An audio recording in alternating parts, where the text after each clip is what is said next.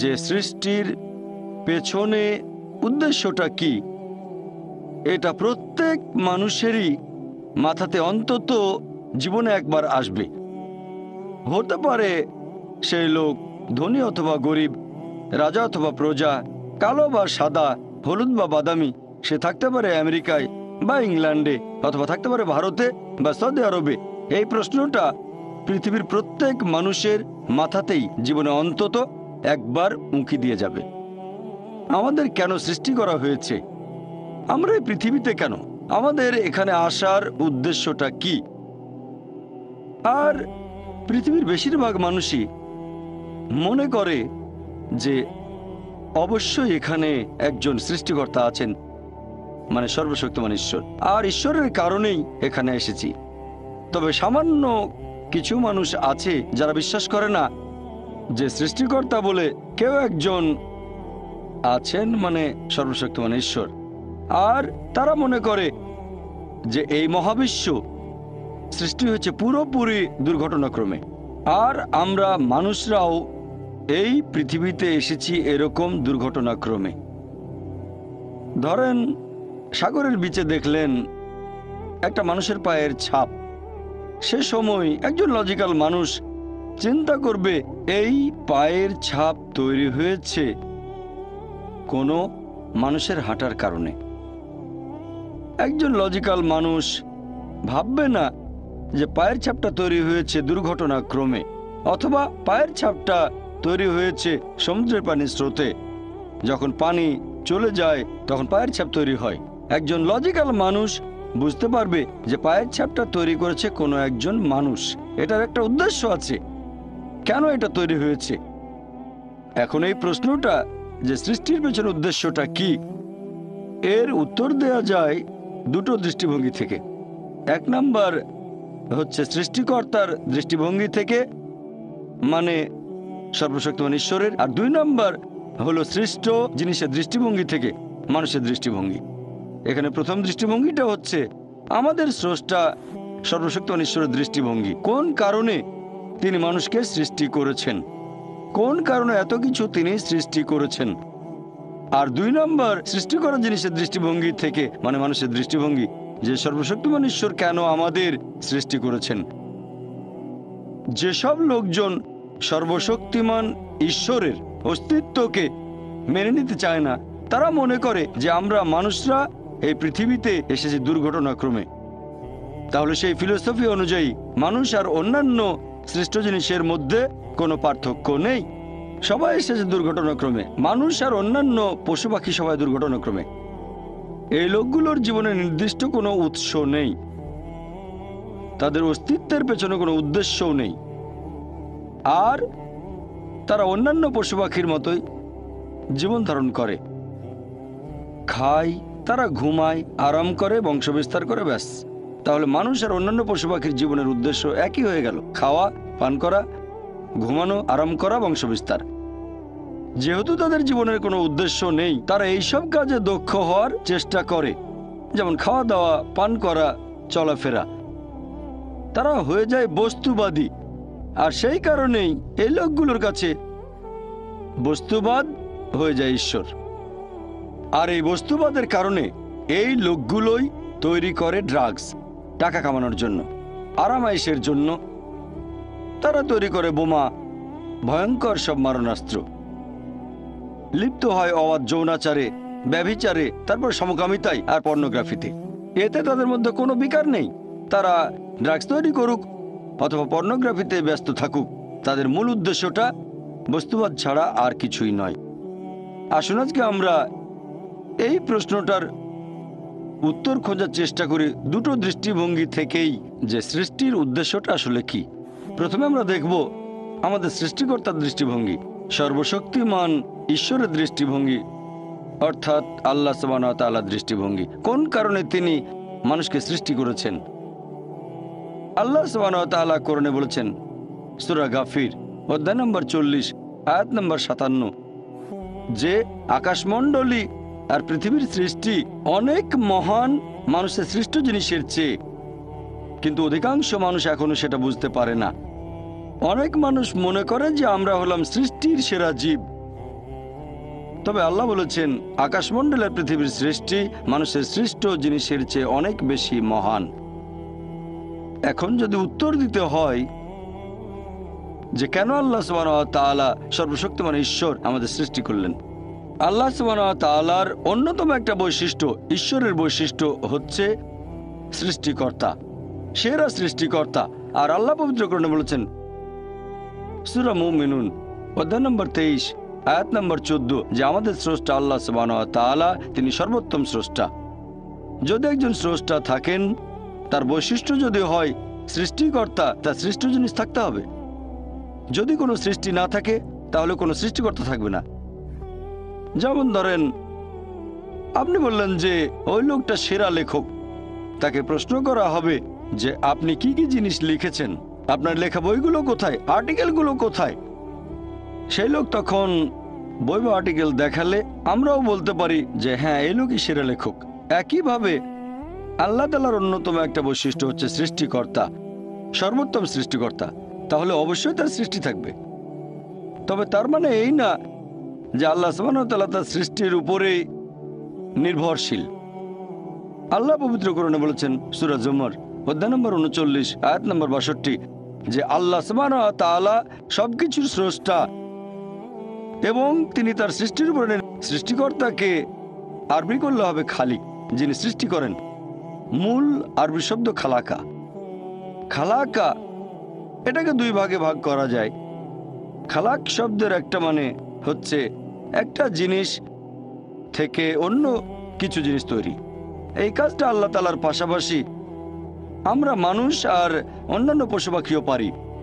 যেমন ধরেন একজন কাঠমিস্ত্রি, সে তৈরি করে চেয়ার টেবিল, কাজটা করছে কাঠ আর পেরেক দিয়ে। তবে সেই কাঠ নেওয়া হয়েছে বন গাছ থেকে। কাঠমিস্ত্রি গাছটাকে তৈরি করেনি, কোনো মানুষ তৈরি করেনি, তৈরি করেছে আল্লাহ তাআলা। পেরেকগুলো তৈরি করা হয়েছে ধাতু থেকে, যেটা সংগ্রহ করা হয় পাথর থেকে, আর এই পাথরও আল্লাহ সুবহানাহু ওয়া তাআলার সৃষ্টি। তাহলে মানুষ যেসব জিনিস তৈরি করতে পারে সেগুলো মৌলিক উপাদানের উপর নির্ভর করে, আর এই সবগুলো উপাদান বানিয়েছেন আল্লাহ তাআলা। তাই এই ধরনের সৃষ্টি, একটা সৃষ্টি থেকে অন্য কিছু তৈরি করা, এই সৃষ্টিগুলো সংখ্যায় সীমিত। একেবারে চূড়ান্ত আর সত্যিকারের সৃষ্টি হচ্ছে একেবারে শূন্য থেকে কিছু সৃষ্টি করা, এবং এটা আর কেউ করতে পারবে না আল্লাহ সুবহানাহু ওয়া তাআলা বাদে। শূন্য থেকে কিছু সৃষ্টি করা, এটাই একেবারে চূড়ান্ত সৃষ্টি। কোন সৃষ্ট জিনিস এটা তৈরি করতে পারবে না, পারেন যিনি সৃষ্ট নন আল্লাহ সুবহানাহু ওয়া তাআলা, যিনি বিশ্বজগতের স্রষ্টা। যেহেতু এখানে ঈশ্বরের বৈশিষ্ট্য হচ্ছে সৃষ্টিকর্তা, সৃষ্টি তো অবশ্যই থাকবে। কোরআনে আল্লাহর অনেকগুলো বৈশিষ্ট্যের কথা আছে। যেমন ধরেন তাকে বলা হয়েছে আর রহমান, আর রহিম, আল গাফির, পরম দয়ালু, দয়াময়, যিনি ক্ষমা করেন। মানুষ জাতির সৃষ্টিটা একেবারে আলাদা সৃষ্টি।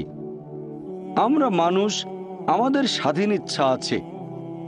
আমরা আল্লাহ তাআলার নির্দেশ মেনে চলতে পারি, আবার নাও মানতে পারি। এটা আলাদা একটা সৃষ্টি।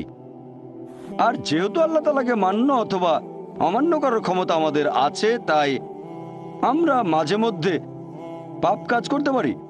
আর যেহেতু মানুষ পাপ করতে পারে, তাই আল্লাহ সুবহানাহু ওয়া তাআলার একটা বৈশিষ্ট্য, তিনি ক্ষমা করে দেন। তিনি দয়াময়, পরম দয়ালু, পাপ ক্ষমা করেন। যদি আমাদের কোনো স্বাধীন ইচ্ছা না থাকতো তাহলে আল্লাহ সুবহানাহু ওয়া তাআলার সব নির্দেশ মেনে চলতাম, আর ফেরেশতাগণের সাথে আমাদের কোনো পার্থক্য থাকতো না। ফেরেশতাগণ আল্লাহ সুবহানাহু ওয়া তাআলার সৃষ্টি, তবে তাদের কোনো স্বাধীন ইচ্ছা নেই। তারা আল্লাহ সুবহানাহু ওয়া তাআলার সব নির্দেশই মেনে চলেন, কারণ তাদের কোনো স্বাধীন ইচ্ছা নেই। তবে মানুষের স্বাধীন ইচ্ছা আছে, আর স্বাধীন ইচ্ছার কারণেই আল্লাহ সুবহানাহু ওয়া তাআলার দয়া, আল্লাহ সুবহানাহু ওয়া তাআলার করুণা, আল্লাহ সুবহানাহু ওয়া তাআলার ক্ষমা আমরা দেখতে পারি। আরও একটা বৈশিষ্ট্য আল্লাহ সুবহানাহু ওয়া তাআলার পবিত্র কোরআনে আছে, তিনি ভালোবাসেন। আর আল্লাহ সুবহানাহু ওয়া তাআলা পবিত্র কোরআনে অনেক জায়গায় বলেছেন যে আল্লাহ তাদের ভালোবাসেন যারা তাকে বিশ্বাস করে, যারা ধৈর্যের সাথে অপেক্ষা করে, ন্যায়নিষ্ঠ কাজ করে, ধর্ম পালন করে, যারা ধৈর্যশীল আর অধ্যবসায়ী হয়, যারা তার কাছে আসে এবং যারা তাকে বিশ্বাস করে। আল্লাহ পবিত্র কোরআনে বলেছেন সূরা আলে ইমরান অধ্যায় নম্বর 3 আয়াত নম্বর 31, আল্লাহ বলছেন সর্বশেষ ও চূড়ান্ত নবী মুহাম্মদ সাল্লাল্লাহু আলাইহি সাল্লামকে, তাকে বলছেন যে বলো, যদি আল্লাহকে ভালোবাসো, আমাকে অনুসরণ করো, আল্লাহ তোমাদের ভালোবাসবেন আর তোমাদের অপরাধ ক্ষমা করবেন। আমাদের নবীকে নির্দেশ দিয়েছেন স্রষ্টা আল্লাহ সুবহানাহু ওয়া তাআলা মানুষকে বলার জন্য যে আল্লাহকে ভালোবাসলে তোমরা আমাকে অনুসরণ করবে, মানে নবীকে। আল্লাহ সুবহানাহু ওয়া তাআলা তোমাদের ভালোবাসবেন আর তোমাদের অপরাধ ক্ষমা করবেন। এরকম একটা হাদিস মুহাম্মদ সাল্লাল্লাহু আলাইহি সাল্লামের আছে তিরমিজিতে, আর এই হাদিসটাকে সহিহ বলেছেন শেখ নাসিরউদ্দিন আলবানী। সহিহ তিরমিজি হাদিস নাম্বার 3540। সেখানে প্রিয় নবী মুহাম্মদ সাল্লাল্লাহু আলাইহি সাল্লাম বলেছেন, যদি আল্লাহর কাছে যাও, আল্লাহ বলেছেন যদি আমার কাছে আসো আমি তোমাদের ডাকে সাড়া দেব, আর যদি তোমরা ক্ষমা প্রার্থনা করো আমি তোমাদের ক্ষমা করব। যদি তোমাদের পাপ আকাশের মেঘ ছুঁয়ে যায় তারপরও ক্ষমা করব। যদি তোমাদের পাপ এই পৃথিবীর মতো আকারে বিশাল হয় তারপরও আমি তোমাদের ক্ষমা করার জন্য প্রস্তুত থাকব, যদি আমার কাছে ক্ষমা প্রার্থনা করো আর আমার সাথে কাউকে শরিক না করো। তার মানে আপনি যে পাপই করেন, যদি আল্লাহর কাছে ক্ষমা প্রার্থনা করেন, আন্তরিকভাবে অনুশোচনা করেন, যদি আল্লাহ তাআলার সাথে অন্য কাউকে শরিক না করেন, শিরক না করেন, আল্লাহ সুবহানাহু ওয়া তাআলা আপনাকে ক্ষমা করবেন। আল্লাহ সুবহানাহু ওয়া তাআলার আরেকটা বৈশিষ্ট্য, তিনি করুণাময়। আমাদের প্রিয় নবী মুহাম্মদ সাল্লাল্লাহু আলাইহি ওয়াসাল্লাম বলেছেন, এটা আছে সহিহ মুসলিমে খণ্ড নম্বর 4 হাদিস নাম্বার 6765। আমাদের নবী বলেছেন যে তোমরা সঠিক কাজগুলো করো, সবচেয়ে ভালো কাজগুলো তোমাদের সাধ্যে যতখানি কুলায়, আর ভালো থাকো। সঠিক কাজ করবে, যতখানি সাধ্যে কুলায়, আর সুখে থাকবে। কারণ কোনো মানুষই শুধুমাত্র তার কাজ দিয়ে বেহেশতে যেতে পারবে না। তখন একজন সাহাবা বললেন যে আপনার ক্ষেত্রে কি রাসূলুল্লাহ? নবী বললেন, আমিও যেতে পারবো না, আমিও বেহেশতে যেতে পারবো না যদি না আল্লাহ তাআলা আমাকে দয়া আর করুণা করেন। আল্লাহ তাআলার দয়া, করুণা আর ক্ষমা আমার সাথে না থাকলে আমিও বেহেশতে যেতে পারবো না।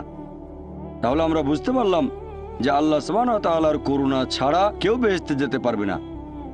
আল্লাহ সুবহানাহু ওয়া তাআলা পবিত্র কোরআনে বলেছেন, সূরা আনাম অধ্যায় নম্বর 6 আয়াত নম্বর 160, আল্লাহ বলেছেন যে তুমি কোনো সৎ কাজ করলে আমি সেটা তোমার হিসেবে 10 গুণ করে দেব, আর যদি কোনো অসৎ কাজ করো সেটাকে মাত্র একবারই ধরব। কারণ আল্লাহ কারোর সাথে জুলুম করেন না। তাহলে আমরা বুঝতে পারছি, যদি কোনো ভালো কাজ করেন, আল্লাহ সুবহানাহু ওয়া তাআলা কোরআনে বলেছেন তিনি আপনার হিসেবে সেটা করে দেবেন 10 গুণ। যদি কোনো খারাপ কাজ করেন সেটাকে একবারই ধরা হবে। তার মানে যদি হিসেবটা এভাবে করা হতো যে ভালো কাজের জন্য 1 পয়েন্ট, খারাপ কাজের জন্য 1 পয়েন্ট, কোনো রকম গুণ ছাড়া ভালো কাজগুলোর, তাহলে একজন মানুষও বেহেশতে যেতে পারতো না। এটা আল্লাহ সুবহানাহু ওয়া তাআলার করুণা যে তিনি ভালো কাজগুলোকে কয়েক গুণ বাড়িয়ে পুরস্কারটাকে আরো বৃদ্ধি করেন, সেজন্য বেহেশতে যেতে পারবেন। তার মানে এই না যে কাজের কোনো গুরুত্ব নেই, কাজের গুরুত্ব অবশ্যই আছে, তবে আল্লাহর করুণা আরো গুরুত্বপূর্ণ। আল্লাহর করুণা না পেলে বেহেশতে যেতে পারবেন না। আল্লাহ বাড়িয়ে দেন, তবে আপনাকেও ভালো কাজ করতে হবে। যদি ভালো কাজের পরিমাণ 0 হয়, সেটাকে 10 লক্ষ দিয়ে গুণ করেন আপনি, সেটা হবে 0। তাহলে কাজ অবশ্যই গুরুত্বপূর্ণ, তবে আল্লাহ সুবহানাহু ওয়া তাআলার করুণা ছাড়া কোনো মানুষই বেহেশতে যেতে পারবে না। এগুলোই হলো আল্লাহর বৈশিষ্ট্য, যে তিনি দয়াময়, দয়ালু, ক্ষমাশীল, ভালোবাসেন আর করুণাময়। এই সব কিছু আমাদের স্রষ্টা আল্লাহ সুবহানাহু ওয়া তাআলার বৈশিষ্ট্য। এরকম আরো একটা বৈশিষ্ট্য, একেবারে চূড়ান্ত সুবিচার। আর আল্লাহ সুবহানাহু ওয়া তাআলার রয়েছে ইলমে গায়েব। মানুষ জন্মানোর আগেই তিনি জানেন কখন মানুষটা জন্ম নেবে, সে ভালো কাজ করবে নাকি খারাপ কাজ করবে, সে মেনে চলবে আল্লাহ সুবহানাহু ওয়া তাআলার নির্দেশগুলো নাকি অমান্য করবে। আল্লাহ জানেন, তিনি জানেন যে সেই মানুষটা বেহেশতে যাবে নাকি দোজখে যাবে, জান্নাতে না জাহান্নামে যাবে, আল্লাহ জানেন। তবে আল্লাহ যদি এরকম করতেন, যখনই একজন মানুষ জন্মালো অথবা জন্মানোর আগেই তাকে বেহেশতে পাঠিয়ে দিলেন যার বেহেশতে যাওয়া উচিত, আর তাকে দোজখে পাঠালেন যার দোজখে যাওয়া উচিত, যে মানুষগুলো বেহেশতে গেছে তারা হয়তো আপত্তি করবে না, তারা বলবে ভালো, আলহামদুলিল্লাহ, আমাদের আল্লাহ বেহেশতে পাঠিয়েছেন, সমস্যা নেই। তবে যাদেরকে দোজখে পাঠানো হবে তারা অবশ্যই আপত্তি জানাবে যে আপনি তো আমাদের কোনো সুযোগই দেননি, আল্লাহ কোনো পরীক্ষা ছাড়াই আমাদের দোজখে পাঠিয়ে দিলেন। আল্লাহ সুবহানাহু ওয়া তাআলা সবসময়ই করেন সুবিচার। আল্লাহ পবিত্র কোরআনে বলেছেন সূরা নিসা অধ্যায় নম্বর 4 আয়াত নম্বর 40, আল্লাহ সুবহানাহু ওয়া তাআলা কারোর সাথে অনুপরিমাণও জুলুম করেন না। সেই কারণে আল্লাহ সুবহানাহু ওয়া তাআলা মানুষকে এই পৃথিবীতে পাঠান। যদি আল্লাহ সুবহানাহু ওয়া তাআলার নির্দেশগুলো মেনে চলেন তাহলে পরীক্ষায় পাশ করবেন, তা না হলে ফেল করবেন। অনেকে জিজ্ঞেস করতে পারে যে ইমানের অন্যতম একটা স্তম্ভ, সর্বশেষ স্তম্ভ কদর অর্থাৎ নিয়তি সম্পর্কে। আর আল্লাহ পবিত্র কোরআনে বলেছেন সূরা সাজদা অধ্যায় নম্বর 32 আয়াত নম্বর 12, আল্লাহ বলেছেন যেসব মানুষ হবে দোজখের অধিবাসী, শেষ বিচারের দিনে তারা কোনোভাবেই আল্লাহ তাআলার বিচারে আপত্তি জানাতে পারবে না। উল্টো তারা বলবে, সেদিন সব অপরাধীরা তাদের মাথা নিচু করে রাখবে আর বলবে আমাদের ক্ষমা করুন। তারা কোনো আপত্তি জানাবে না, শুধু বলবে যে আমাদের আরেকটা সুযোগ দিন, আমাদের আরো একবার এই পৃথিবীতে পাঠান, সেইবার আমরা অবশ্যই হব বিশ্বাসী। তবে আল্লাহ তো জানেন, তিনি যদি আরেকবার এদেরকে এই পৃথিবীতে কখনো পাঠান, তাহলে তার আগের স্মৃতিগুলো কিছুই থাকবে না, দোজখের স্মৃতি তাদের মনে থাকবে না। আল্লাহ ভালো করেই জানেন তারা সেই আগের ভুলগুলো আবারও করবে। এ কথা কোরআনে বলা হয়েছে সূরা আনাম অধ্যায় নম্বর 6 আয়াত নম্বর 28, যদি এই লোকগুলোকে আবার পৃথিবীতে পাঠানো হয় তারা আবারও সে একই ভুল করবে, কারণ তারা মিথ্যাবাদী। তাহলে আল্লাহ এটা আগে থেকেই জানেন যে এই লোকগুলোকে যদি আবার পৃথিবীতে পাঠান, যদি স্মৃতি মুছে ফেলা হয় দোজখে তারা যা কিছু দেখেছিল, তাহলে আবার একই ভুল করবে। এবার কদরের প্রসঙ্গে আসি। কদর হলো ঈমানের 6 নম্বর স্তম্ভ, যে আল্লাহ সুবহানাহু ওয়া তাআলা, আমরা মুসলিমরা মানি যে আল্লাহ লিখেছেন কদর অর্থাৎ নিয়তি। অনেকে এখানে আপত্তি জানায়, অনেক লোক এভাবে প্রশ্ন করে, মুসলিম অমুসলিম অনেকেই বলে আল্লাহ তো সবকিছু নিয়তি লিখে রেখেছেন, যে অমুক লোক ভালো হবে না খারাপ হবে, সে কাউকে খুন করবে কি করবে না, বা কাউকে ধর্ষণ করবে কিনা, অথবা চুরি করবে কিনা, অথবা ভালো কাজ করবে কিনা, সে বেহেশতে যাবে নাকি দোজখে, সবকিছু আগেই লেখা থাকলে আমরা কি করব? এখানে কার দোষ? যদি কাউকে খুন করি, আল্লাহ আমার কদরে লিখেছেন, আমি খুন করবো আর করে ফেললাম, এই দোষটা কার? দোষ তো আল্লাহর, তাহলে আমাকে দোজখে পাঠানো হবে কেন? আর এটা খুবই লজিক্যাল প্রশ্ন। এই প্রশ্নের উত্তরে বলবো, আমাদেরকে এই কদর বা নিয়তির ধারণা আগে বুঝতে হবে যে আল্লাহ সুবহানাহু ওয়া তাআলা আগে থেকে লিখে রেখেছেন একটা মানুষ কখন জন্মাবে, তারপর সে কোন দেশে জন্মাবে, কখন মারা যাবে, কোন দেশে মারা যাবে। আল্লাহ পবিত্র কোরআনে বলেছেন সূরা ইসরা অধ্যায় 17 আয়াত নম্বর 14, যে যখন কোনো শিশু জন্ম নেয় তার কর্মগুলো আমি তার গ্রীবালগ্ন করে দিই। একজন মানুষের ব্যাপারে আল্লাহ জানেন সে কি কি করবে, ভালো না খারাপ, সঠিক না বেঠিক, সে বেহেশতে যাবে নাকি দোজখে যাবে। তবে আল্লাহ সুবহানাহু ওয়া তাআলার আছে ইলমে গায়েব।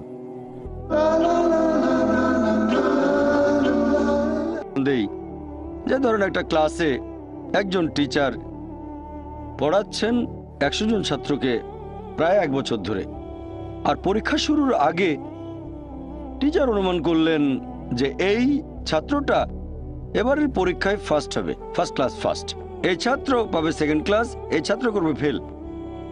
এটা আমি উদাহরণ হিসেবে বলছি। এর কিছুদিন পরে পরীক্ষা হয়ে গেল, প্রথম ছাত্র হলো ফার্স্ট ক্লাস ফার্স্ট, এই ছাত্র সেকেন্ড ক্লাস, আর ওই ছাত্রটা করলো ফেল। এখন আপনাদের প্রশ্ন করি, যে ছাত্র ফেল করেছে সে কি টিচারকে বলবে আপনি বলেছিলেন যে আমি ফেল করব তাই ফেল করেছি? এখানে দোষটা কার, টিচারের নাকি ছাত্রের? কার দোষ? ছাত্রের। টিচার অনুমান করেছেন এই ছাত্রটা বাইরে ঘুরে বেড়ায়, ঠিক মতো ক্লাসে আসে না, সিনেমা দেখতে যায়, এজন্য সে ফেল করবে। ওই ছাত্র মোটামুটি মাঝারি, এই ছাত্র খুব মেধাবী, অনেক পরিশ্রম করে, তাই টিচার পরীক্ষা শুরু হওয়ার আগে অনুমান করেছেন এই ছাত্র হবে ফার্স্ট ক্লাস ফার্স্ট, এই ছাত্র সেকেন্ড ক্লাস, ওই ছাত্র ফেল। তারপর আসলে ওই ছেলে ফার্স্ট ক্লাস ফার্স্ট, এই ছেলে সেকেন্ড ক্লাস, আর ওই ছাত্র ফেল। টিচার অনুমান করেছেন, তার মানে এই না যে দোষটা টিচারেরই হবে। টিচার সবাইকে পড়িয়েছেন সঠিকভাবে, সমানভাবে।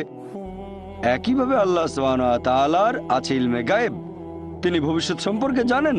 কিছু জিনিস ঠিক করা আছে যে এই লোকটা জন্মাবে অমুক দেশে, জন্মাবে অমুক দিনে, আর সে মারা যাবে অমুক দেশে অমুক তারিখে, ইত্যাদি ইত্যাদি। তার পরিবেশ ধনী হবে নাকি গরিব হবে, তবে পছন্দটা এখানে আপনার। যেমন ধরেন 12 স্ট্যান্ডার্ড পাস করার পরে অপশন আপনার হয়তো ইঞ্জিনিয়ার হবেন, অথবা ডাক্তার হবেন, বা একজন আইনজীবী। এখানে পছন্দ আপনার, ঠিক করলেন আপনি হবেন ইঞ্জিনিয়ার। এখন আল্লাহ এটা আগে থেকেই জানেন যে 12 স্ট্যান্ডার্ড পাস করার পরে আপনি ইঞ্জিনিয়ার হওয়ার চেষ্টা করবেন, তাই আল্লাহ আগে লিখে রেখেছেন। ব্যাপারটা এমন না যে আল্লাহ লিখে রেখেছেন বলে আপনি বেছে নিচ্ছেন, যেহেতু আপনি এটাই বেছে নেবেন তাই আল্লাহ আগে লিখে রেখেছেন। এখানে পছন্দ আপনার, তবে আল্লাহ আপনার পছন্দ জানেন। যেমন ধরেন একটা রাস্তার মোড়ে আসলেন, সামনে 5টা রাস্তা, রোড নাম্বার 1, 2, 3, 4, 5। এখানে পছন্দ আপনার, বেছে নিতে পারেন রোড নাম্বার 1, 2, 3, 4, 5। আপনি গেলেন রোড 2-এ। এটা আগে থেকেই লেখা আছে আপনার নিয়তিতে যে আপনি যাবেন 2 নম্বর রোডে। ব্যাপারটা এমন না যে আল্লাহ লিখেছেন বলে আপনি করছেন। যেহেতু আপনি এটাই বেছে নেবেন তাই আল্লাহ আগে লিখে রেখেছেন। তাহলে পছন্দ আপনার। আপনি চাইলে টাকা উপার্জন করতে পারেন ভালো কাজের মাধ্যমে, হালাল উপায়ে, অথবা পারেন চুরি করে হারাম উপায়ে। পছন্দ আপনার। ধরেন চুরি করলেন, এটা আপনার সিদ্ধান্ত। তবে আল্লাহ আগে থেকে জানেন যে এই লোকটা সহজে টাকা পেতে চায়, তাই চুরি করবে। তাই আল্লাহ আগে লিখে রেখেছেন যে এই লোকটা 25 বছর বয়সে চুরি করবে। এখানে দোষটা কার? দোষ আসলে আপনার। তবে আল্লাহর আছে ইলমে গায়েব, তাই তিনি আগেই লিখে রেখেছেন। সিদ্ধান্তটা আপনার। আল্লাহ তাআলা মানুষদের দিয়েছেন স্বাধীন ইচ্ছা। আপনি আল্লাহ তাআলাকে দোষ দিতে পারবেন না আপনার পাপের জন্য। যদি আপনি দোজখে যান, যাবেন আপনার পাপ কাজগুলোর জন্য। আর যদি বেহেশতে যান, সেটার কারণ হবে আল্লাহ সুবহানাহু ওয়া তাআলার অসীম করুণা। আসুন এবারে আমরা এই সৃষ্টির পেছনের উদ্দেশ্যটাকে দেখি আরেকটা দৃষ্টিভঙ্গিতে। সৃষ্টি করা জিনিসের দৃষ্টিভঙ্গি, মানুষের দৃষ্টিভঙ্গি থেকে সৃষ্টির পেছনের উদ্দেশ্য। সেটা হচ্ছে সর্বশক্তিমান ঈশ্বর কোন কারণে মানুষ সৃষ্টি করেছেন। আর এই প্রশ্নটার উত্তর আছে পবিত্র কোরআনে, সূরা আরাফ অধ্যায় নম্বর 7, আয়াত নম্বর 172 এবং আয়াত 173। আল্লাহ বলেছেন যে স্মরণ করো তোমার প্রতিপালক আদম সন্তানের পৃষ্ঠদেশ হতে তার বংশধরদের বের করেন এবং তাদের জিজ্ঞেস করেন যে আমি কি তোমাদের প্রতিপালক। তারা সবাই বলবে আমরা সাক্ষ্য দিচ্ছি আপনি আমাদের প্রতিপালক। তারপর আল্লাহ বলবেন তাহলে রোজ কিয়ামতের দিন তোমরা যেন না বলো যে জানতাম না আপনি আমাদের প্রতিপালক, অথবা এভাবে বলো না যে আমাদের পূর্বপুরুষেরা অন্য কারো ইবাদত করত, তারা শিরক করত, তারা অন্য কাউকে শরীক করেছে, আমরা তাদের অনুসরণ করেছি, সেজন্য তারা মিথ্যেবাদী, আমাদের কোনো দোষ নেই। তাহলে মানুষ জাতি এই পৃথিবীতে আসার আগে আল্লাহ তাআলা সব মানুষকে আদম সন্তানের পৃষ্ঠদেশ থেকে বের করে জিজ্ঞেস করেছিলেন যে কে তোমাদের প্রতিপালক। আর সবাই সাক্ষ্য দিয়েছিল আল্লাহ কেবল একজন, তিনি আমাদের প্রতিপালক। আর এখন আমরা পৃথিবীতে পরীক্ষা দিচ্ছি।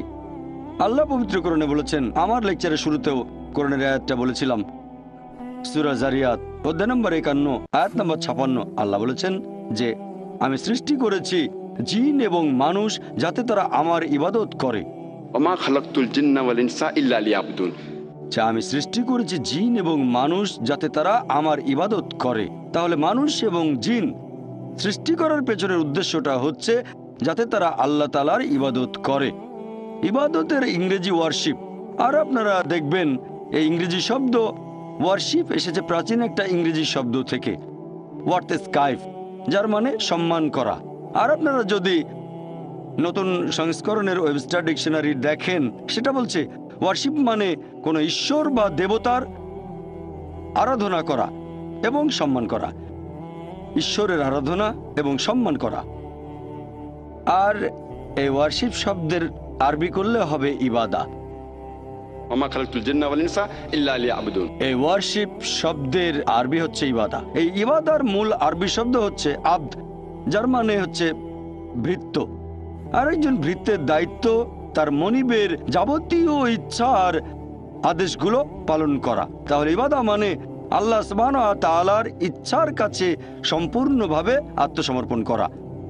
ইবাদা মানে আমাদের স্রষ্টা আল্লাহ তাআলার যাবতীয় ইচ্ছার কাছে সম্পূর্ণভাবে আত্মসমর্পণ করা। আর আপনারা খেয়াল করলে দেখবেন যে এটাও একটা ইবাদতের অংশ হবে যদি আল্লাহ সুবহানাহু ওয়া তাআলার প্রশংসা করেন। আর আল্লাহ পবিত্র কোরআনে বলেছেন সূরা আন-নাসর অধ্যায় নম্বর 110 আয়াত নম্বর 3। আল্লাহ বলেছেন, ইযা জা নাসরুল্লাহি ওয়াল ফাত ওয়া রাআইতান নাস ইয়াদখুলুনা ফি দীনিল্লাহি ফাজা ফাসাব্বিহ বিহামদি রাব্বিকা ওয়াস্তাগফির ইন্নাহু কানা তাওয়াবা। যার মানে প্রশংসা সহ প্রতিপালকের মহিমা ঘোষণা করো, প্রশংসা সহ আল্লাহর মহিমা ঘোষণা করো। তাহলে এক ধরনের ইবাদত হচ্ছে আমাদের স্রষ্টা আল্লাহর প্রশংসা করা। অনেকে জিজ্ঞেস করতে পারে যে আল্লাহ তাআলার কাছে মানুষের করা এই প্রশংসার কি কোনো প্রয়োজন আছে? আল্লাহ সুবহানাহু ওয়া তাআলা কি মানুষের এই প্রশংসার উপরে নির্ভর করেন? আসল কথা হচ্ছে পৃথিবীর সব মানুষ যদি আল্লাহ তাআলার প্রশংসা করে সেটা তাকে মহান করতে পারবে না। আর কোনো মানুষ যদি তার প্রশংসা নাও করে তাতে কোনো ক্ষতি হবে না, তিনি একই রকম থাকবেন। যদি বলেন আল্লাহু আকবার 1000 বার 1,00,000 বার, তাতে আল্লাহ আরো মহান হয়ে যাবেন না। আবার যদি আল্লাহু আকবার নাও বলেন, তিনি ছোট হবেন না, তিনি সবচেয়ে মহান সেরকমই থাকবেন। আল্লাহ পবিত্র কোরআনে বলেছেন সূরা ফাতির অধ্যায় 35 আয়াত 15 যে আল্লাহ সুবহানাহু ওয়া তাআলা কখনোই মানুষের মুখাপেক্ষী নন, বরং আমরা আল্লাহর মুখাপেক্ষী। মানুষের প্রয়োজন আল্লাহ তাআলাকে, সকল প্রশংসা কেবল তাঁরই। আল্লাহ তার সৃষ্টির উপর নির্ভর করেন না, সৃষ্টি করা সবকিছু তার উপর নির্ভর করে, আর সকল প্রশংসা কেবল তার। প্রশ্ন করতে পারেন আমাদের প্রশংসা করায় আল্লাহর কি প্রয়োজন? এর কারণ হচ্ছে এতে আমাদের নিজেদেরই উপকার হবে, কারণ এটা মানুষের একটা বৈশিষ্ট্য। যখন কারো প্রশংসা করছি, হয়তো সে লোক খুব বিখ্যাত, আমরা তার কথাগুলো মেনে চলি। যেমন ধরেন আপনার মায়ের হয়তো হার্টের সমস্যা হয়েছে, আর অপশন আছে দুটো। প্রথম অপশনে যে ডাক্তার পৃথিবীর মধ্যে সবচেয়ে সেরা ডাক্তার, 1 নম্বর, খুব বিখ্যাত, সবাই তাকে চেনেন, 1 নম্বর। আরেকজন সাধারণ MBBS ডাক্তার। দুটো অপশনের যে কোনো একটা আপনাকে বেছে নিতে হবে। দুজনেই ফ্রি চিকিৎসা করছে। আপনি কার কাছে যাবেন? যাবেন সেই ডাক্তারের কাছে যে খুব বিখ্যাত, পৃথিবীর মধ্যে 1 নম্বর হার্ট বিশেষজ্ঞ। আর সেই ডাক্তার যে পরামর্শ দেবে, যেহেতু সে খুব বিখ্যাত আর আপনিও মানেন সবচেয়ে সেরা ডাক্তার পুরো পৃথিবীর মধ্যে, আপনি তার পরামর্শ মেনে চলবেন। সে কারণেই যখন আল্লাহ তাআলার প্রশংসা করছি, আমরা বলি তিনি সর্বশক্তিমান, তিনি পরম করুণাময়, তিনি পরম দয়ালু। যখন আমরা প্রশংসা করি, তিনি আমাদের যে উপদেশ দিয়েছেন সর্বশেষ ও চূড়ান্ত আসমানি কিতাব পবিত্র কোরআনে, অথবা যে উপদেশ দিয়েছেন তার নবীর মাধ্যমে সর্বশেষ ও চূড়ান্ত নবী মুহাম্মদ সাল্লাল্লাহু আলাইহি সাল্লাম, সেগুলো মেনে চলবো। আমরা যে প্রশংসা করি, এতে করে আল্লাহ তাআলার কোনো উপকার হয় না। এই প্রশংসা তার প্রয়োজন নেই, এটা আমাদের উপকারের জন্য। যখন আল্লাহর প্রশংসা করছি যে তিনি সবচেয়ে মহান, তিনি সবচেয়ে জ্ঞানী। আচ্ছা, আল্লাহ আমাদের বলেছেন তোমরা মদ খেও না, আমরা মদ খাবো না। যখন মেনে নিচ্ছেন আল্লাহ সবচেয়ে জ্ঞানী, সবচেয়ে মহান, তিনি পরম করুণাময়, এরপর যদি আল্লাহ কোনো উপদেশ দেন, সেক্ষেত্রে মানুষের বৈশিষ্ট্য এমন কারো কথা মেনে চলা যিনি সবচেয়ে মহান। সেজন্য আমরা আল্লাহ তাআলার প্রশংসা করি নিজের উপকারের জন্য। আর সে কারণেই আল্লাহ তাআলা পবিত্র কোরআনে বলেছেন সূরা তাহা অধ্যায় নম্বর 20 আয়াত নম্বর 14 যে অবশ্যই আমি আল্লাহ সুবহানাহু ওয়া তাআলা, আমি আল্লাহ, আমি ব্যতীত কোনো উপাস্য নেই। অতএব প্রতিদিন আমার ইবাদত করো, আমার জন্য নামাজ আদায় করো প্রতিদিন। আল্লাহ নির্দেশ দিচ্ছেন প্রতিদিন নামাজ আদায় করো, কারণ এখন পৃথিবীতে দেখবেন চারিদিকে শুধু খারাপ জিনিস, চারিদিকে শুধু ধ্বংস, আমরা পথ হারিয়ে ফেলবো। এই নামাজকে বলা যায় ন্যায়নিষ্ঠতার প্রোগ্রামিং। ইবাদতের এই কাজটা ন্যায়নিষ্ঠতার একটা প্রোগ্রামিং। আমরা প্রোগ্রামড হচ্ছি। একজন ডাক্তার বলবে যে ভালো স্বাস্থ্যের জন্য দিনে কমপক্ষে 3 বার খেতে হবে, তাহলে স্বাস্থ্যবান তার জন্য প্রত্যেক দিন কমপক্ষে 5 ওয়াক্ত নামাজ পড়তে হবে। তাহলে ইবাদতের সবগুলো কাজেই আমাদের উপকার হবে। আল্লাহ পবিত্র কোরআনে বলেছেন সূরা বাকারা অধ্যায় নম্বর 2 আয়াত 183 তোমাদের জন্য রোজার বিধান দেওয়া হলো যেমন বিধান দেওয়া হয়েছিল তোমাদের পূর্ববর্তীগণকে, যাতে করে তোমরা শিখতে পারো আত্মসংযম। আমরা রোজা রাখি কেন? যাতে আত্মসংযম শিখতে পারি। এখনকার মনোবিজ্ঞানীরা বলবেন যদি ক্ষুধাকে নিয়ন্ত্রণ করতে পারেন, তাহলে নিজের সব আকাঙ্ক্ষাকে নিয়ন্ত্রণ করতে পারবেন। আমরা যখন রোজা থাকি তখন কিছু খাই না, পান করি না ভোর থেকে সূর্যাস্ত পর্যন্ত। ক্ষুধাকে নিয়ন্ত্রণ করতে পারলে প্রায় সব আকাঙ্ক্ষাকে নিয়ন্ত্রণ করতে পারবেন। তাহলে রোজার মাধ্যমে আমরা আল্লাহ সুবহানাহু ওয়া তাআলার ইবাদত করছি। এখানে উপকার হচ্ছে কার? আল্লাহর না, উপকার হচ্ছে আমাদের। নিজেদের আকাঙ্ক্ষাকে নিয়ন্ত্রণ করা শিখছি।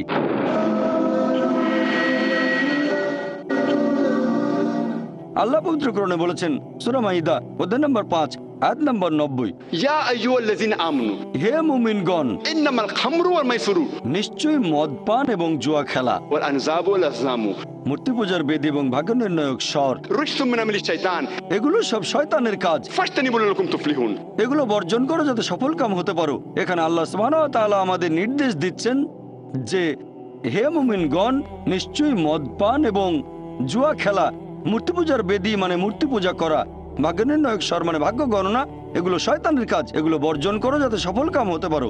আর আল্লাহ এর পরের আয়াতে বলছেন সূরা মাইদা অধ্যায় নম্বর 5 আয়াত নম্বর 91 যে শয়তান মানুষের মধ্যে শত্রুতা আর বিদ্বেষ সৃষ্টি করতে চায় এই মদ এবং জুয়ার মাধ্যমে। আর এগুলো তোমাদেরকে আল্লাহ সুবহানাহু ওয়া তাআলার স্মরণে বাধা দেবে। আল্লাহ আমাদের পথ দেখাচ্ছেন। যখন আমরা নামাজ পড়ি, পবিত্র কোরআন পড়ি, এটাও এক ধরনের ইবাদত। নামাজ পড়া এক ধরনের ইবাদত। আল্লাহর নির্দেশনা পাচ্ছি যে দূরে থাকবো মদ থেকে, জুয়া খেলা থেকে। শয়তান এই কাজগুলোর মাধ্যমে মানুষের মধ্যে শত্রুতা আর বিদ্বেষ তৈরি করে, আর এগুলো আপনাকে আল্লাহ তাআলার স্মরণে বাধা দেবে। ইবাদতের বিভিন্ন কাজগুলো যেখানে আপনি আল্লাহ তাআলার আদেশ নিষেধগুলো মেনে চলছেন, সেগুলো হচ্ছে ইবাদত।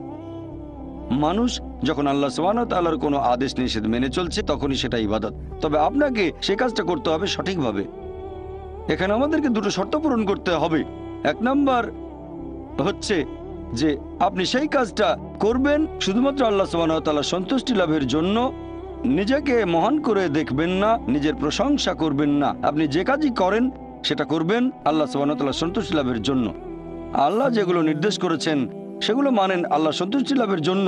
নিজেকে মহান করবেন না, প্রশংসা করবেন না, বিখ্যাত হওয়ার জন্য করবেন না। 2 নম্বর শর্ত যে কাজটা পালন করব যেভাবে আল্লাহ এবং তার রাসূল আমাদের নির্দেশ দিয়েছেন। আল্লাহ যে কাজগুলো করতে বলেছেন সেগুলো করবেন সেভাবে যেভাবে আল্লাহ করতে বলেছেন অথবা আমাদের নবী করতে বলেছেন। যদি কাজটা অন্য উপায়ে করেন সেটাকে ইবাদত বলা হবে না। তাই করবেন আল্লাহর জন্য, তার নির্দেশ মেনে চলবেন আর নবীর নির্দেশ মেনে চলবেন যেভাবে আল্লাহ এবং তার রাসূল করতে বলেছেন।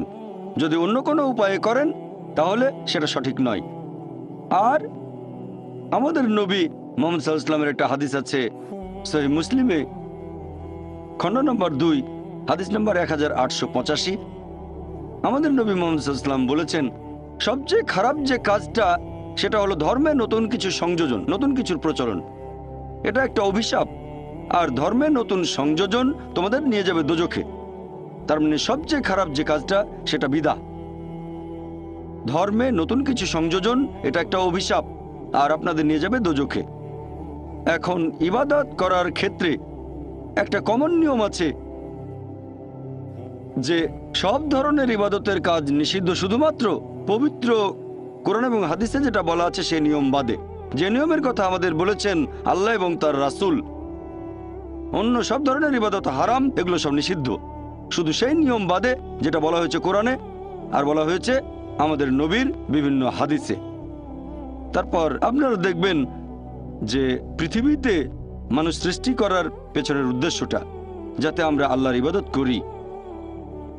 আল্লাহর ইবাদত করলে আমাদের উপকার হয়, এটা আমাদের সাহায্য করে। অনেকের মধ্যে একটা ভুল ধারণা আছে যে ইসলাম একটা নতুন ধর্ম, যে ধর্ম পৃথিবীতে এসেছে 1400 বছর আগে, আর নবী মুহাম্মদ সাল্লাল্লাহু আলাইহি সাল্লাম হলেন ইসলাম ধর্মের প্রতিষ্ঠাতা। সত্যি বলতে ইসলাম পৃথিবীতে আছে একেবারে আদিকাল থেকে, যখন থেকে মানুষ এই পৃথিবীতে বাস করছে। আর নবী মুহাম্মদ সাল্লাল্লাহু আলাইহি সাল্লাম এই ধর্মের প্রতিষ্ঠাতা নন, তিনি হলেন আল্লাহ সুবহানাহু ওয়া তাআলার সর্বশেষ ও চূড়ান্ত রাসূল। পৃথিবীতে অনেক নবী রাসূল এসেছেন। আল্লাহ পবিত্র কোরআনে বলেছেন সূরা ফাতির অধ্যায় 35 আয়াত নম্বর 24, وإن من أمة إلا خلا فيها نذير। এমন কোন সম্প্রদায় নেই যাদের কাছে আমি সতর্ককারী প্রেরণ করিনি। পবিত্র কোরআনের সূরা রদ অধ্যায় নম্বর 13 আয়াত নম্বর 7, ولكل قوم هاد। আমি প্রত্যেক সম্প্রদায়ের জন্য পথনির্দেশক প্রেরণ করেছি। পবিত্র কোরআনে 25 জন নবী রাসূলের নাম উল্লেখ করা হয়েছে। আদম, নূহ, ইব্রাহিম, মুসা, যিশু, মুহাম্মদ, ওনারা সবাই শান্তিতে থাকুন। ওনারা সকলে ছিলেন আল্লাহ সুবহানাহু ওয়া তাআলার প্রেরিত নবী, আর সকল নবী রাসূলই আসলে ছিলেন মুসলিম। মুসলিম হচ্ছে সেই লোক যে আল্লাহর কাছে নিজের ইচ্ছাকে সমর্পণ করে। আর ইসলাম শব্দটার মূল যে আরবি শব্দটা সেটা সালাম, যার মানে শান্তি। আরেকটা মূল শব্দ সালেমা বা সিলম, যার মানে সর্বশক্তিমান ঈশ্বরের কাছে আত্মসমর্পণ করা। তাহলে এক কথা ইসলাম মানে আল্লাহ তাআলার কাছে আত্মসমর্পণ করার মাধ্যমে শান্তি অর্জন করা, সৃষ্টিকর্তার কাছে আত্মসমর্পণ করা। সকল নবী রাসূল একটা বাণী প্রচার করেছেন, আর কেউ যদি নিজের ইচ্ছাকে আল্লাহ তাআলার কাছে সমর্পণ করে তাকে বলা হয় মুসলিম। পবিত্র কোরআনে সূরা আলে ইমরান অধ্যায় নম্বর 3 আয়াত নম্বর 52 যে ঈসা আলাইহিস সালাম অর্থাৎ যীশু খ্রিস্ট ছিলেন মুসলিম। আল্লাহ পবিত্র কোরআনে বলেছেন সূরা আলে ইমরান অধ্যায় নম্বর 3 আয়াত নম্বর 67 যে ইব্রাহিম নবী ইহুদি বা খ্রিস্টান নন, তিনি ছিলেন মুসলিম।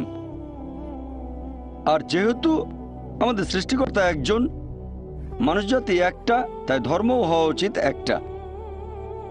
সেজন্য আল্লাহ পবিত্র কোরআনে বলেছেন সূরা আলে ইমরান অধ্যায় নম্বর 3 আয়াত নম্বর 19, إن الدين عند الله الإسلام। আল্লাহ সুবহানাহু ওয়া তাআলার কাছে একমাত্র গ্রহণযোগ্য দিন হচ্ছে ইসলাম। তার মানে আল্লাহ তাআলার কাছে আত্মসমর্পণ করার মাধ্যমে শান্তি অর্জন করা। আমরা আমাদের বাবা এবং মাকে ভালোবাসি, আমাদের স্ত্রীকে ভালোবাসি, সন্তানদের। আর আমরা এদের ভালোবাসি তার কারণটা হচ্ছে যে এই মানুষগুলো এই মানুষগুলো আমাদের কিছু ব্যাপারে সাহায্য করেছে। যেমন ধরেন, আমরা মাকে ভালোবাসি কারণ তিনি 9 মাস আমাদের গর্ভে ধারণ করেছেন, ছোটবেলায় যত্ন নিয়েছেন, আমাদের বড় করেছেন। ভালোবাসি ভাইদের, হয় তাদের কাছে কিছু পেয়েছি বা কিছু আশা করছি, আমরা তাদের ভালোবাসি। এভাবে দেখলে আল্লাহ তাআলা আমাদের অনেক সাহায্য করেছেন।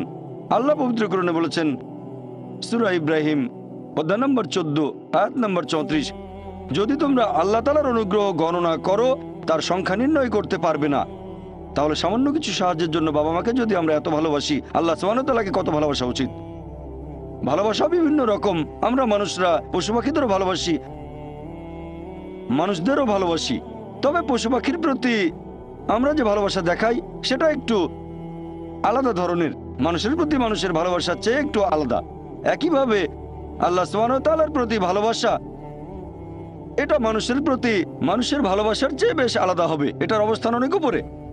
আল্লাহর প্রতি ভালোবাসা আরো উপরে। এটির পেছনের উদ্দেশ্যটা আরেকটা দৃষ্টিভঙ্গি থেকে দেখি। এটা হলো মানুষের দৃষ্টিভঙ্গি, যে এই পৃথিবীতে আমাদের অস্তিত্বের পেছনের উদ্দেশ্যটা কি। আল্লাহ আমাদের বানিয়েছেন, পৃথিবীতে পাঠিয়েছেন, এখানে আমাদের প্রয়োজনটা কি, আমাদের এই অস্তিত্বের উদ্দেশ্যটা কি। আল্লাহ এর উত্তরে বলেছেন সূরা মুলক অধ্যায় নম্বর 67 আয়াত নম্বর 2। আল্লাহ বলেছেন, আল্লাযী খালাকাল মাউতা ওয়াল হায়াতা, যে আল্লাহ সৃষ্টি করেছেন মৃত্যু ও জীবন পরীক্ষার জন্য। কে তোমাদের মধ্যে কর্মে উত্তম? আল্লাহ সৃষ্টি করেছেন জীবন ও মৃত্যু পরীক্ষার জন্য। কে তোমাদের মধ্যে কর্মে উত্তম? আল্লাহ পবিত্র কোরআনে বলেছেন সূরা আলে ইমরান অধ্যায় নম্বর 3 আয়াত 185। আল্লাহ বলেছেন, কুল্লু নাফসিন যায়কাতুল মউত, প্রত্যেক জীব মৃত্যুর স্বাদ গ্রহণ করবে, আর চূড়ান্ত বিচার হবে রোজ কিয়ামতের দিনে। যাকে সেদিন দোজখ থেকে রক্ষা করা হবে আর বেহেশতে দাখিল করা হবে, সেই পৃথিবীর উদ্দেশ্য অর্জনে সফল কাম। কারণ এই পার্থিব জীবন ছলনাময় ভোগ ব্যতীত আর কিছুই নয়। তার মানে এই পৃথিবীতে আমাদের ইহকাল, এটা পরকালের জন্য একটা পরীক্ষা। যদি আল্লাহ সুবহানাহু ওয়া তাআলার আদেশগুলো মেনে চলেন তাহলে পরকালের জীবনে বেহেশতে যেতে পারবেন, আর আদেশগুলো না মানলে বেহেশতে যেতে পারবেন না, দোজখে যাবেন। তাহলে এই জীবন আমাদের অস্তিত্বের পেছনের উদ্দেশ্য। আল্লাহ বলছেন পরকালের জন্য পরীক্ষা।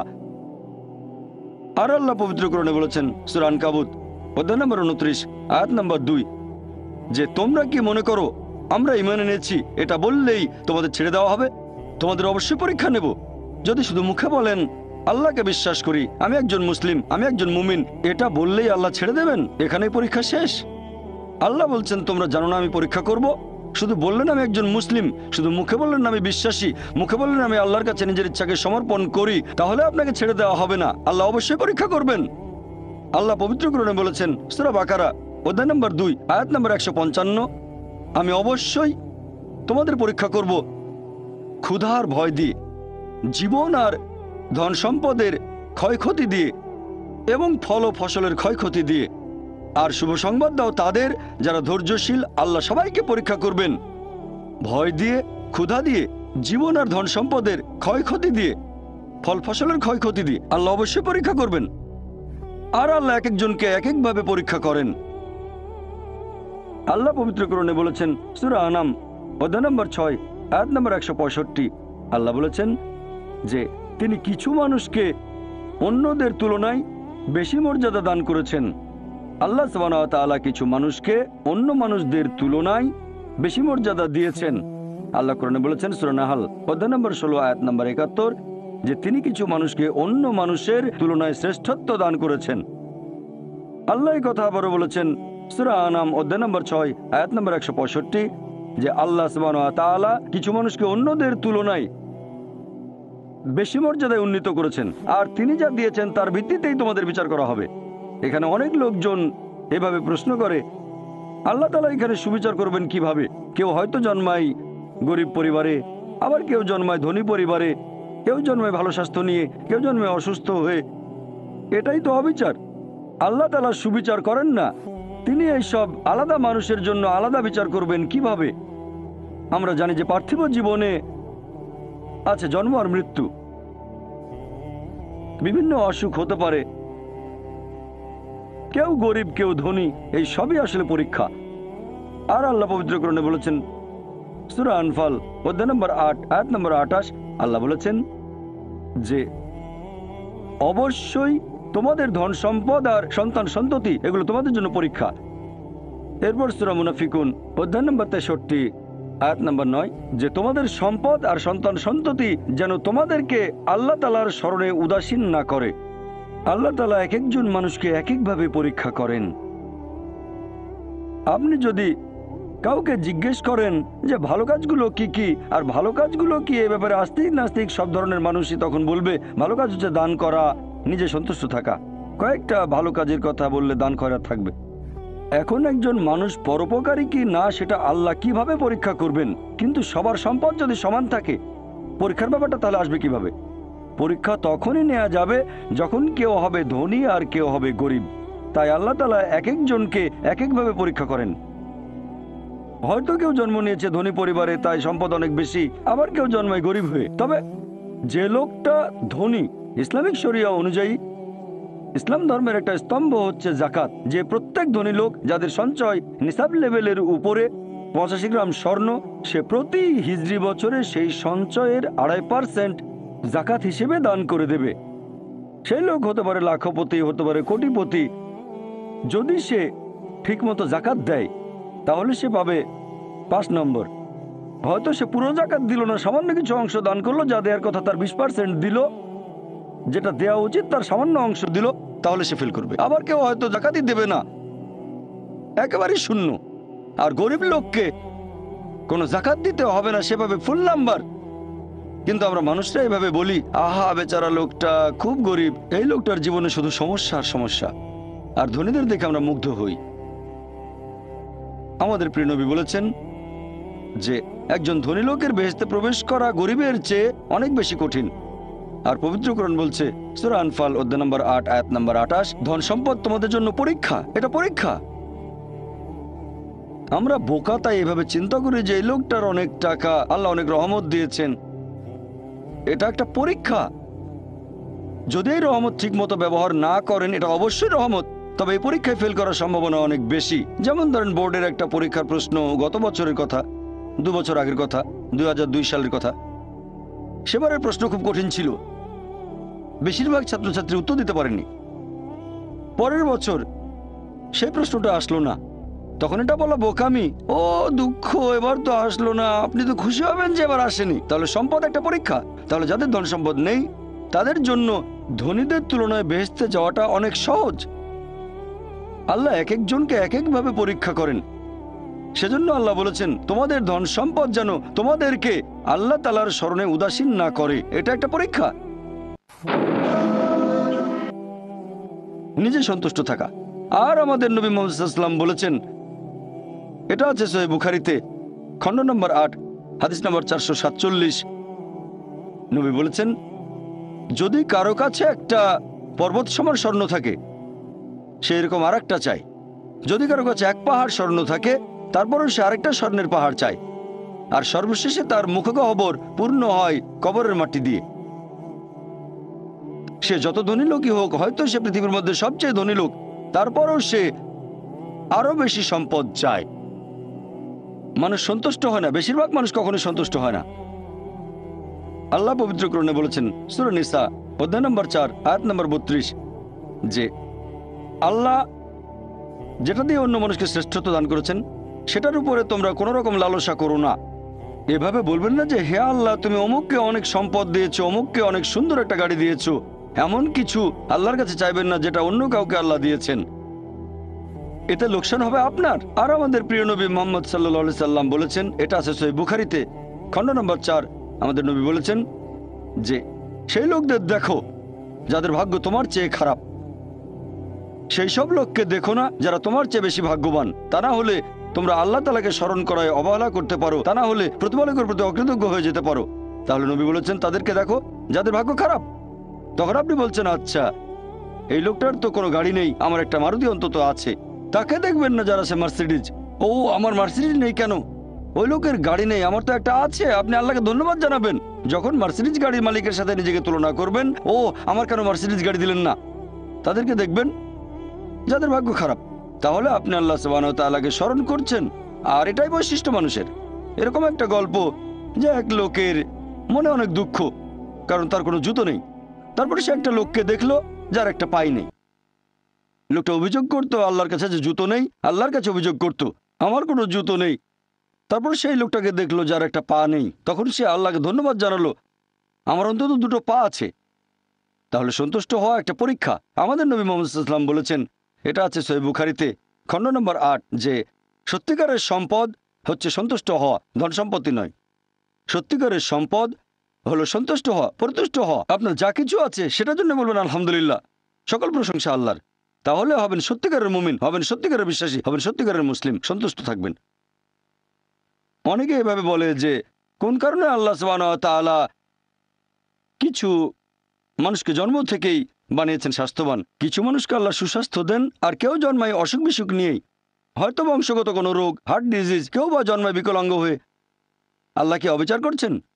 আল্লাহ পবিত্র কোরআনে বলেছেন সূরা নিসা অধ্যায় নম্বর 4 আয়াত 40, আল্লাহ সুবহানাহু ওয়া তাআলা কারো সাথে অনুপরিমাণে জুলুম করেন না। এটা একটা পরীক্ষা। আল্লাহ এক একজনকে এক একভাবে পরীক্ষা করেন।